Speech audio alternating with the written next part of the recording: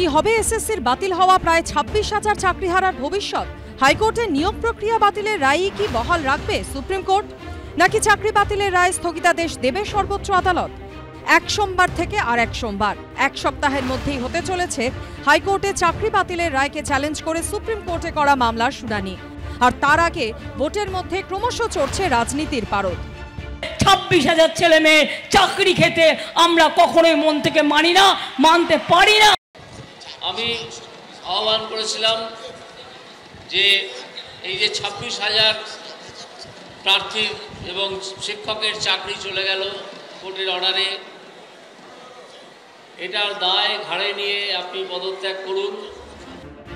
গত সোমবার বিচারপতি দেবাংশু বসাক এবং বিচারপতি মোহাম্মদ শব্বার রশিদের ডিভিশন বেঞ্চ এসএসসির মাধ্যমে 2016 সালের নিয়োগের পুরো প্যানেলই বাতিল করে দেয়। ফলে চাকরি হারান 25,753 জন। এই রায়ের 48 ঘন্টার মধ্যেই সুপ্রিম কোর্টে যায় রাজ্য সরকার, এসএসসি এবং মধ্য শিক্ষা পর্ষদ। সোমবার যে মামলার শুনানি হবে দেশের প্রধান বিচারপতি ডিওয়াই চন্দ্রচূড়ের নেতৃত্বাধীন 3 বিচারপতির বেঞ্চে। দেশের প্রধান বিচারপতির সঙ্গে থাকবেন বিচারপতি জেবি পারদিওয়ালা এবং বিচারপতি মনোজ মিশ্র। আমাদের ভারতীয় বিচার ব্যবস্থা, ভারতীয় আইন, ভারতীয় গণতন্ত্রের প্রতি পূর্ণ আস্থা রয়েছে। আমরা চাই যে এর সুষ্ঠু সমাধান হোক। আমরা আশা রাখছি ভারতের সংবিধানের উপরে যদি কেউ থাকে সেটা হচ্ছে সুপ্রিম কোর্ট, সেই বিচার করে আইনের যে ধারাগুলো আছে সেগুলোকে সম্পূর্ণরূপে মেনে তারপরে এই বিচারটা দেওয়া হোক, আমরা সেই আশা রাখছি এবং আমরা আশা রাখছি সেই ন্যায় বিচার আমরা পাবই। আমাদের বঞ্চনার অবসানটা হোক। আর যে প্যানেলটার উপরে এখন প্রশ্নচিহ্ন দেখা দিয়েছে, তো এই প্যানেলের যারা যোগ্য আছে, যারা চাকরিহারা যোগ্য কিংবা যারা চাকরি প্রার্থী যোগ্য, তাদের প্রত্যেকের ব্যাপারে সুবিচার হোক।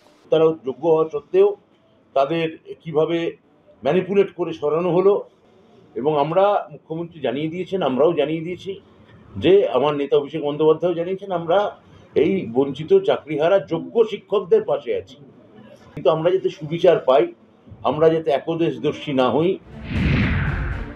आपको पता था कि आप किसी को देके आपका पार्टी पहले ऑर्डर करके ये लोगों को नकड़ी खा लेंगे। আমি পরিষ্কার বলি, আমরা তাদের সাথে আছি, আমরা ছিলাম, আমরা থাকবো। চাকরি প্রার্থীদের যদি কারো বিরুদ্ধে কোনো অভিযোগ থাকে তদন্ত হবে, নিশ্চয়ই সংশোধন হবে।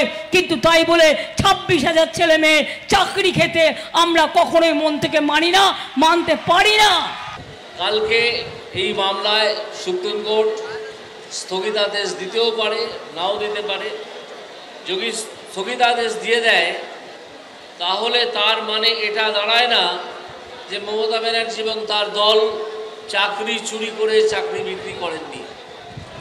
সেটা নির্ধারিত হবে যখন ফাইনাল হিয়ারিং হবে তখন। এদিন পূর্ব মেদিনীপুরের তমলুকে গলায় প্ল্যাকার্ড ঝুলিয়ে অবস্থান বিক্ষোভ করেন চাকরিহারারা। তাদের অবস্থান মঞ্চে দেখা যায় তমলুকের তৃণমূল প্রার্থী দেবাংশু ভট্টাচার্য, রাজ্যের কারামন্ত্রী এবং রামনগরের তৃণমূল বিধায়ক অখিল গিরি সহ একাধিক তৃণমূল নেতাকে।